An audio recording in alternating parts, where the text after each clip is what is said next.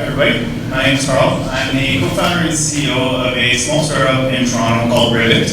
And today I will be talking to you about the northern food supply chain and what I believe uncrewed automated aircraft can have on improving food security for the northern communities. So have any of you heard a story that was so crazy you kind of just had to go find out for yourself what it was all about? Well, that's the situation that my co-founder Jeremy and I found ourselves recently, where we heard about a $55 watermelon. So we packed our bags and we flew to Nain, Newfoundland, where we had to go investigate this watermelon. And Nain is like many of the other communities in northern Canada, where they're isolated. They have no access to road transportation to metropolitan centers. And the majority of their goods arrive by air or by sea barge when available.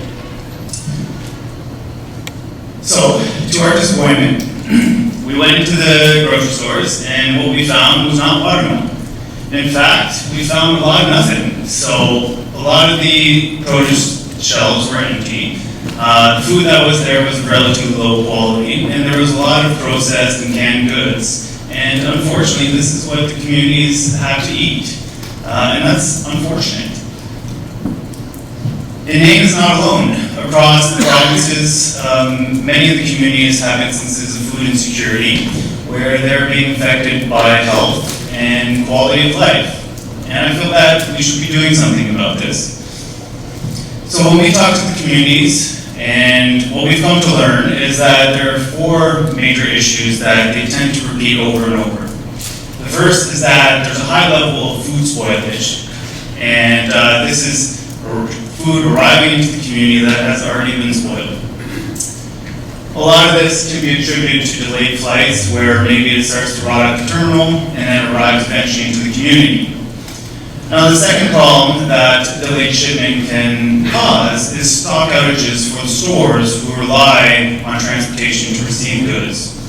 Now, we've heard stories of mothers where they want to get diapers or baby formula, and they're not able to do that.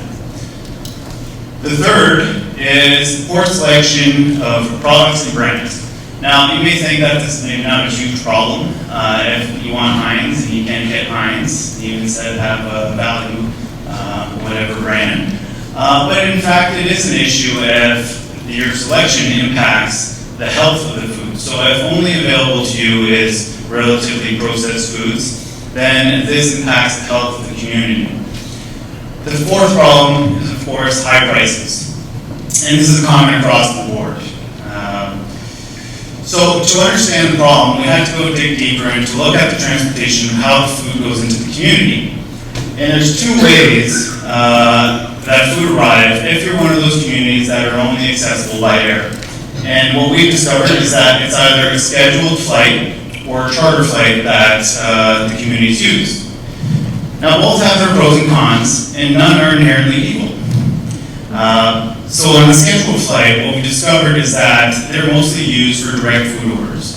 So in-community members would call Southern Supplier, and they would ask for a list of goods that they want shipped into the community. That supplier would then pack up all the goods, put it into a box, and bring it to the next available airline and ship it as general cargo. Now, the great thing about scheduled flights and direct food orders is that these communities have access to a higher variability of food, better quality, and in most cases, it is a bit better priced. The downside is that they're relying on general cargo, which tends to be inherently unreliable. They are the lowest priority of goods flying into the community, and so it only arrives if there's free space on the plane. The next available option is charters, and this is pretty great. If you have the resources, you can effectively rent a whole plane, fill it with whatever amount of goods you want, and ship it into the community. It's almost like the white glove service, where you're more than guaranteed to get your food at the time that you want. The problem with this method is that it's not available to all. There's a high cost barrier to enter, and therefore the people who use it are mostly the large stores inside the communities. And what ended up happening is that they'll charter a big plane, they'll store the goods in the store in the community, and inevitably, those goods are of lower quality, poor selection, and you end up with a community that is vulnerable to a single source of food. That is not good.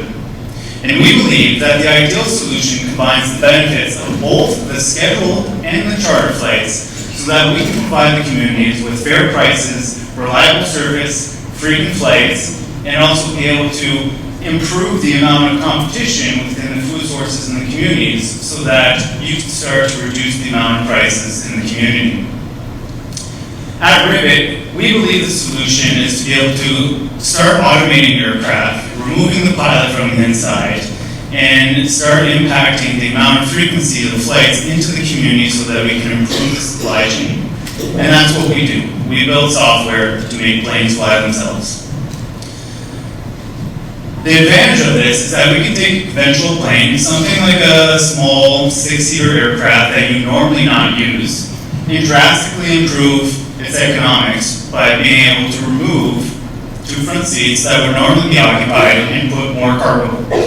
Now with the smaller aircraft, the benefit is that it's easier to fill. So as for the airlines out here, utilization and load factors are very important in driving positive economics for the airline. So if your planes are always full, you have good for economic benefit for the airline. And if you're flying frequently, then it's the communities that end up positively benefiting from these improved services. So Ribbit started roughly 3 years ago when my co-founder Jeremy and I got together.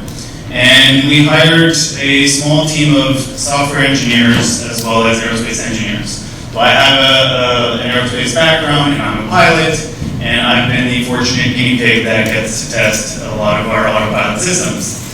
And a small team of 5 people in under 14 months ended up achieving a fully automated taxi, takeoff, and landing mission. Now, I had, it is here. Oh no. Okay, I see what happened. All right, in the PowerPoint, this would have played.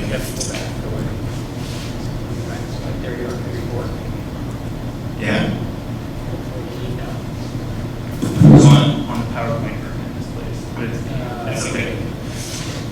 This is a video of a fully automated aircraft flying from taxi, takeoff to landing. If you want to see it, we do have a YouTube channel where we post a lot of the videos, and it's uncut. This is a brief cut version for this presentation. But if you're interested, come see me after and I can point you in the right direction.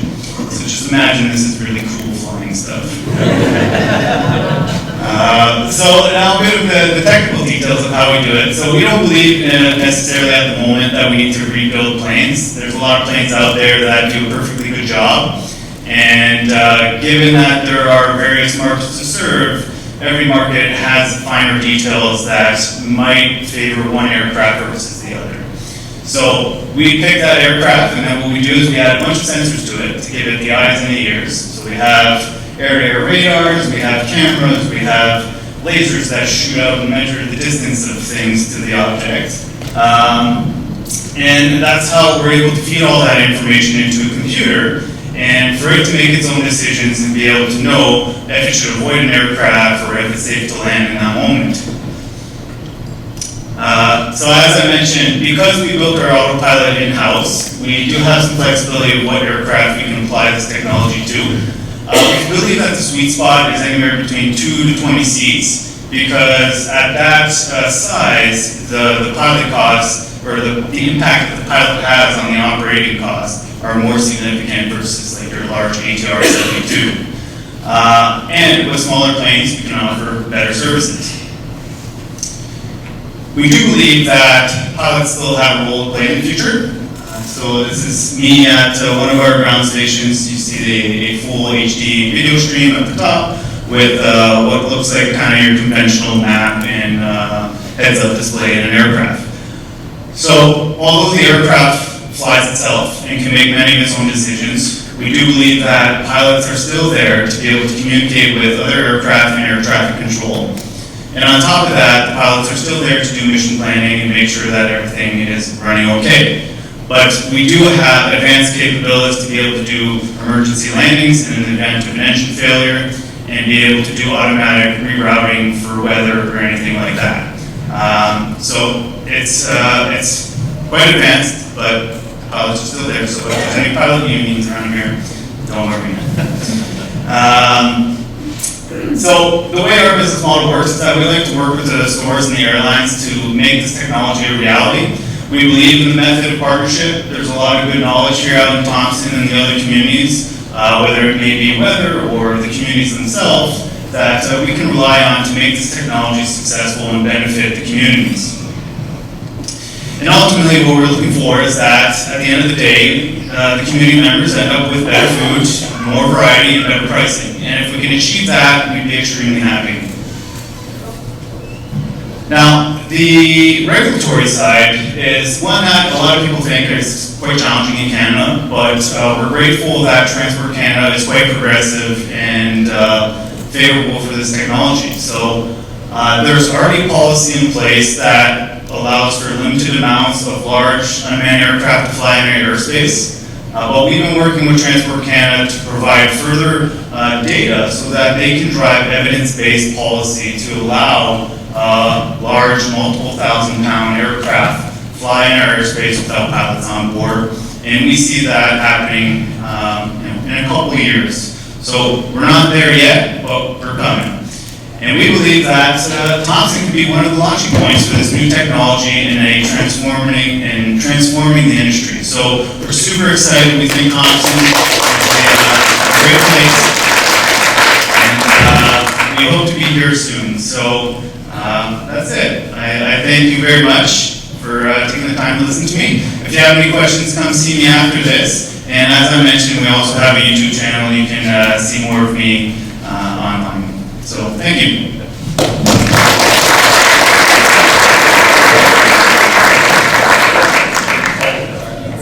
Any questions for Carl? I know we have a new airport or something coming in here. Did you know that? Did you hear that? So that's pretty exciting too. They might be looking for some people to take up some space there as well. New hangar. Any questions for Carl? There we go. So, do you get to know the airplanes, like cargo limits are calculated by hand, and the pilots do that before takeoff? How is this done since you're remotely operating the airplane? Yeah. No, go ahead. I'm not going to answer that. So the process of operating the aircraft is very similar. You can just imagine that the pilot may be on the ground and have a reduced subset of roles. So in that case that you mentioned with weight and balance, they can either do it by hand, but we believe that it's not a hard task that it can't be automated. So there's already systems in place like Air Canada. They don't do their own weight and balance. It's all done through the system and calculated before the flight. So this is the same situation. What does change is that for a lot of the small operators here in northern Canada, the pilot would often unload the cargo from the aircraft. So that is something that is slightly different, and for that we believe the solution is to have some of the attendants that are at the local airport in the communities to be able to unload the aircraft and also do the pre-flight inspection of the airframe before the flight departs. Other questions? Yeah. Can the pilot be engineered? If the pilot that's on the ground, that'd be a job in engineering for Yeah, so it could be. What is required to be able to set an operation like that is a radio link communication, and we've also been exploring satellite communication with Starlink coming out from SpaceX. So the location of the hub where the pilots are can be anywhere, provided there's good internet connectivity and reliable services. Could a pilot be more than one plane at a time? That is the goal, yes. So what we believe is that the optimum is one pilot to 3 planes. Now this doesn't inherently mean that there's going to be less pilots, because what we believe is as we're operating smaller aircraft, there's going to be more aircraft. So after you go past like 3, 4, 5 planes, the economic benefit is not as significant. So there's diminishing returns of fully removing the pilot, which is why we still believe that they have a role to play and they do a fine job. So why not keep them? You were mentioning that when the plane landed, that you need someone on the ground there to unload it. So would you be affiliating with another airline, or would you be running a sched flight similar or along the same timelines as another airline? I know a lot of these remote airports, unlike Thompson, where most times there is someone there, you know, between the regular business hours, remote areas, that's not the case. It's when a sched flight's coming in, they may be there a half hour before the flights to show up, and maybe leave a half hour after, so there's really no one in there. Yeah, it really depends. So if we're working with the bigger airlines, a lot of them, they would have an attendant already at the airport, potentially dealing with passengers, and this would be potentially an additional job for them. There's also the other side where talking to a lot of the stores themselves, where they might want to facilitate direct food orders. There's a lot of interest in being able to do in-community delivery as well. And we believe if we can work with the stores, and if they're going to hire people within the community, that we can work with them to cross-train them to be able to interface with our aircraft, unload them, and then go on and deliver the food into the community so that they have a secondary means of getting the food, and it doesn't have to be just the in-community store. So that would be the goal for us. Two questions. Have you looked at helicopters with this, and what's the reduction in the cost? Yeah, helicopters is, we briefly looked at it. They're generally a lot more expensive to operate, and when you're trying to reduce price, that's not optimal. So we do not believe that helicopters are well suited for this type of operation where it's 100 kilometers that we have to travel. I know Segamac sometimes uses helicopters to go from St. Teresa and back. But I'm glad to hear that they're now going to build a new airport, so we won't have to do that.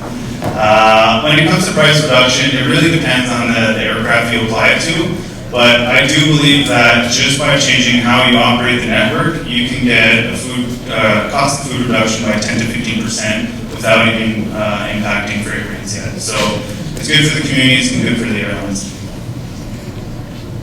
So that was due to the cost, you have to bring something back. So you deliver food one week and bring something back as well. Yeah, exactly. That's one of the big problems right now is that if you're chartering a flight, a lot of it goes into the community and comes back empty. What we would love to do is encourage the communities with reduced pricing on the way back to fill that back haul. And I would love if they could start doing inter-community sales of country meats and different goods that we can send between the communities. And not only would that be good to drive economics within or businesses within the communities, but we'd also help to improve the flow of goods for the airline and be able to bring prices down. So that would be ideal, yeah. And more of a comment than a question. I think something that would be a good idea with this to try and integrate maybe on a backhaul or even head-haul chemicals.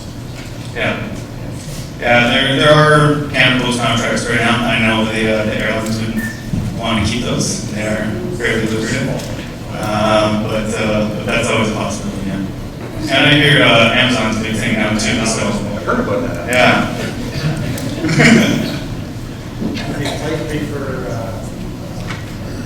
cargo only or passengers? It would be cargo only for now. Yeah, I don't foresee us flying humans without pilots on board for probably the next decade, unless one of you would like to try it. Volker would try it. Volker.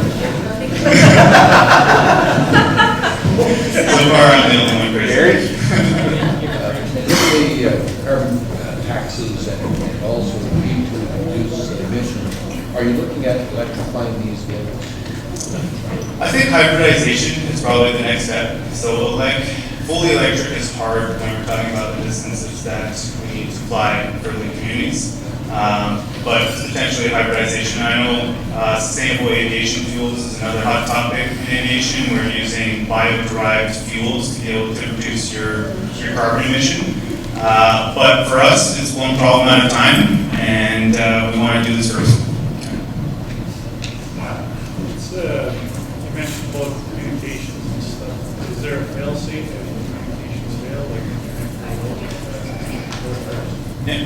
Yeah, we have, for fail-safes for the radio communication link, we have redundancies. So we use S-band radios, we use satellite communication, and then we also have LTE connectivity. So if all three of those fails, then we fall back on procedural-based methods where we would have a return-to-home location for that aircraft, where we would hope we can reconnect with it and be able to either land it or continue on with an alternative mission. Carrie? So I don't know if you know the answer to this, but so the advanced air mobility market's still fairly new.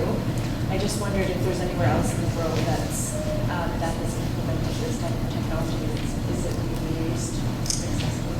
Yeah, so there's competitors in the States, but in terms of where we see the impact of this technology being the most apparent, Northern Canada is an obvious one. We also see interest from the World Food Program in Sub-Saharan Africa, and Australia actually has a very similar problem to Canada with their Indigenous communities in the northern desert areas. So all those are areas of interest to us, and island nations are also another common one, which has a similar problem of isolation and challenging transportation.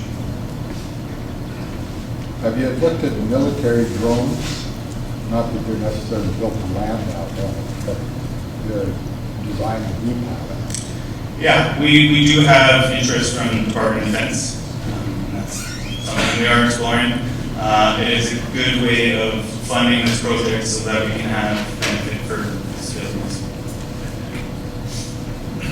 What's the average time to convert an airplane from just regular one to one of these drones?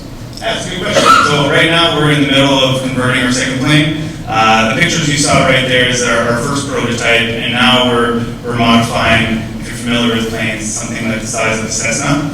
So the process for that is anywhere between 5 to 4 months for like a brand new installation. If it were an aircraft that we have experience on and we've done before, we can do it in a couple months. Thank you. So another hand up. Yeah. Is it IFR capable? Well, if there's no eyes, is it IFR? VFR?